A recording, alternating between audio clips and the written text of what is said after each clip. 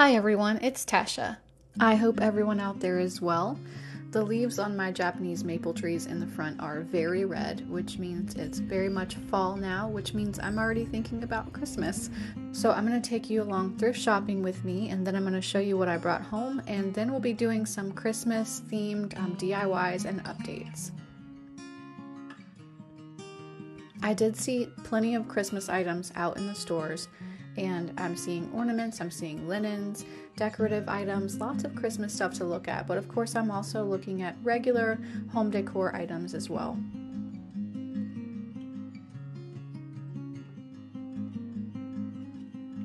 I saw this beautiful crocheted tree skirt for only $4.50. I was really tempted. I did not need it, but I thought that was really gorgeous.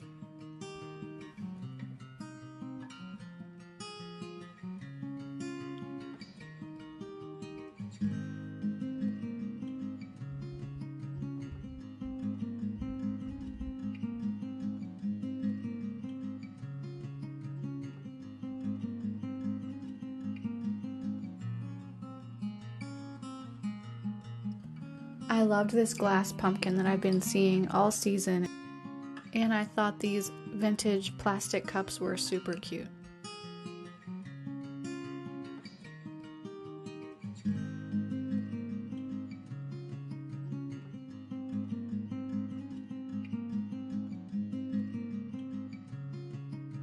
Now I'm off to my second thrift shop. This one is very large, has a very large book section and lots of goodies to look at.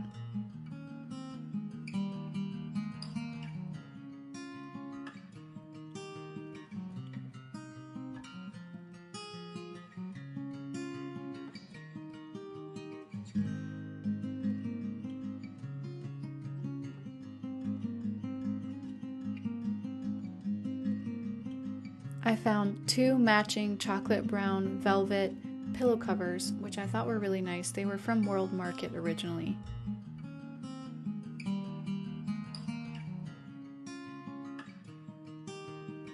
And I never leave a thrift shop without looking at the basket section.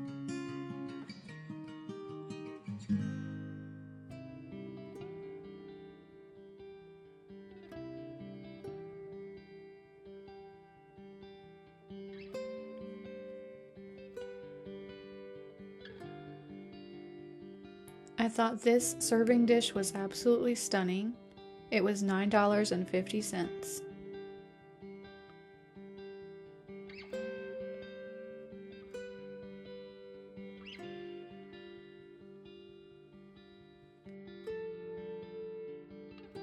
And so here are the items that I brought home. First up, I found this beautiful rustic distressed vase for only $4.99 at Goodwill, and I just love the colors of this. I love the distressing and the old world kind of feel that it has. I honestly don't know anything about this one, whether it was actually really old. I don't see any markings on it, but I do know that it had a lot of dirt, so I spent some time cleaning it off just with a brush, especially the crevices around that handle. And then I'm just bringing it in, and I'm using some of my asparagus fern from Hobby Lobby, and I think that this looks so beautiful and will definitely transcend all of the seasons with that nice green color. I can use it all 4 seasons of the year.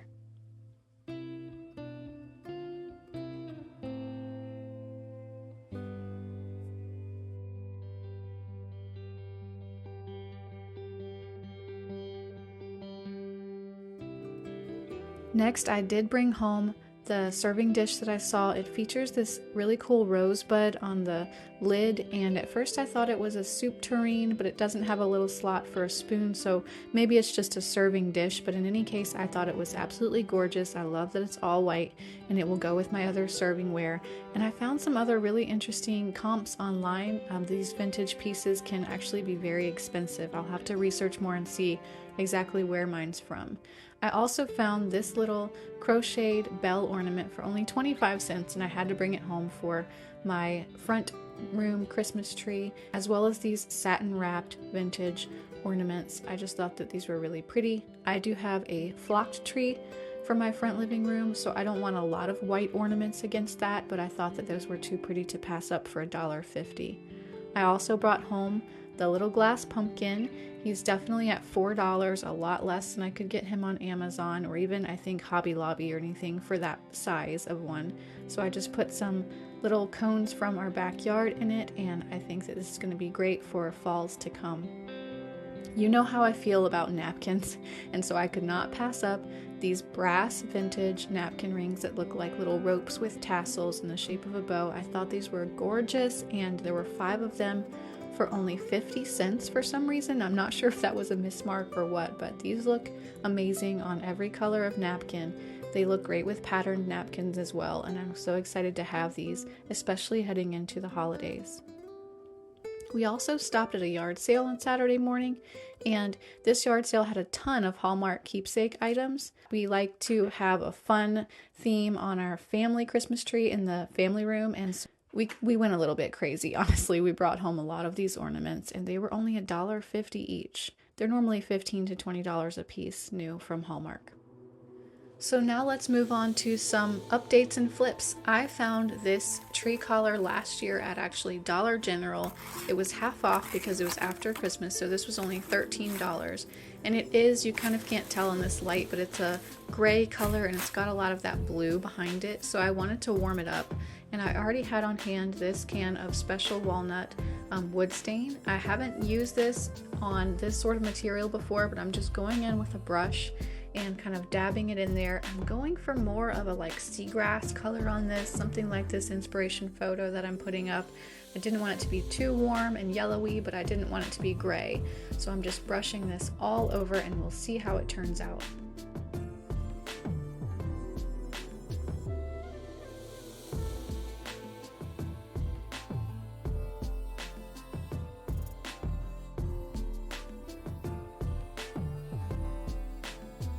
And now I'm doing the back section as well.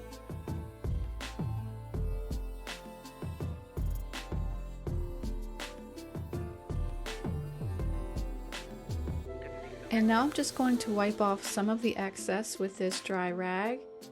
I'm actually realizing that a lot of stain is not coming off. I think that this is just soaking it in really well. I'm still just going to give it a little wipe all over.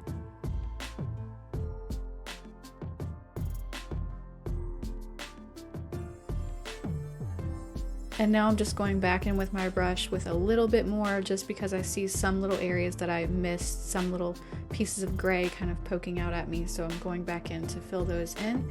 And these are my 2 finished pieces. Now I just need to wait for them to dry completely. And as you can see, this just continued to soak in more and more. And by the time it was completely dry, it was the perfect color. I feel like this is such a nice ashy brown color. It's very close, in my opinion, to the seagrass collar that I was first looking at in color. And I'm so excited to put this around my tree in the front living room this Christmas.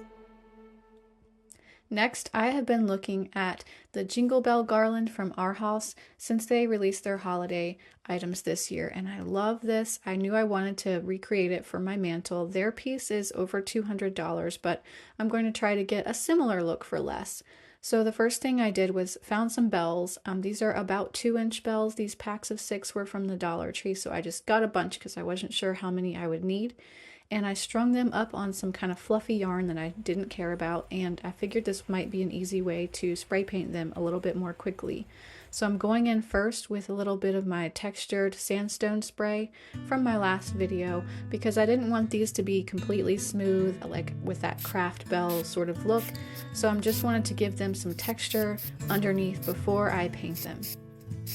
And as you can see, they just have a slight kind of bumpiness to them, makes them look a little bit more like a vintage, more like a brass bell than just a craft bell. So now I'm going in with my black paint. I'm using hammered black metal paint as my base coat.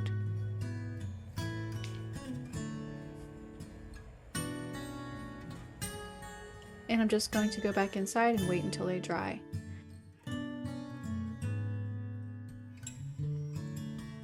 Now I'm going in with my trusty rub and buff. This is European Gold. With an old brush, I'm just going to tap all over these bells with the rub and buff.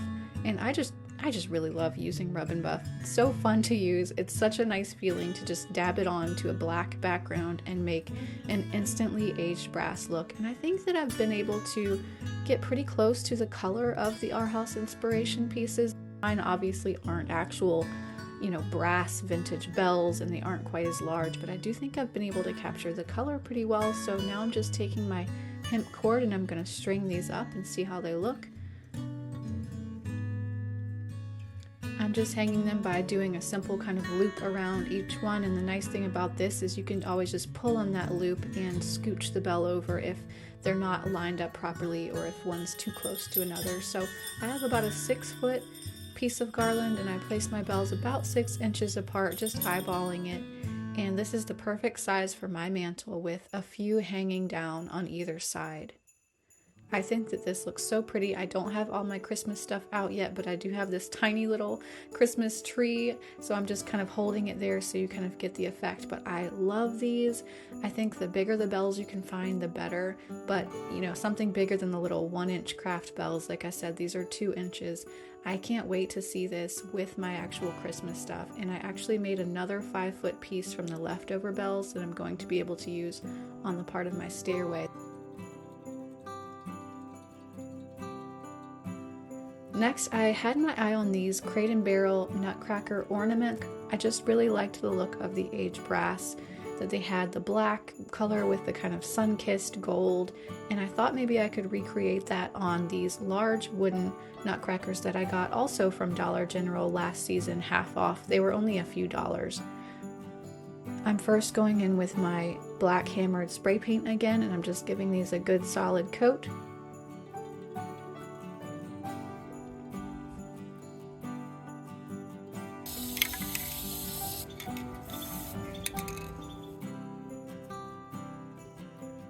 And then I'm back at it again with my Rub and Buff, and I'm just going to be really careful. I would recommend starting on the back side first so you get your technique down. I've neglected to do that on this one, but you want a very light hand if you're trying to recreate something like that inspiration photo, and just tapping very lightly so that it has that sort of sun-kissed look. I'm trying to hit all of the key spots that I saw in the photo.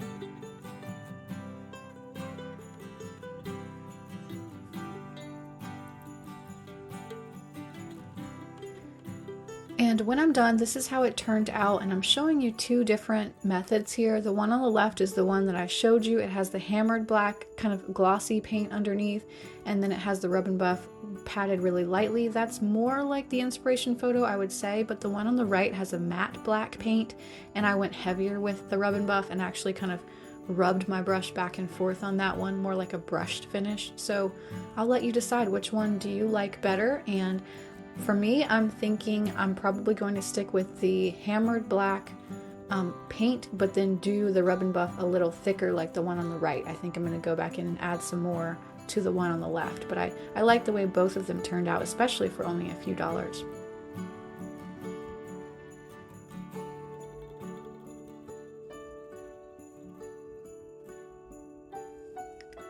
Thanks so much for watching today. I will have some more Christmas DIYs coming up in my next video. Let me know if you have any Christmas DIYs or updates that you're working on yourself, and let me know which one of these you enjoyed. If you liked today's video, please remember to hit like, maybe leave me a comment letting me know what you enjoyed, and hit subscribe if you haven't yet, and I will see you at the next video.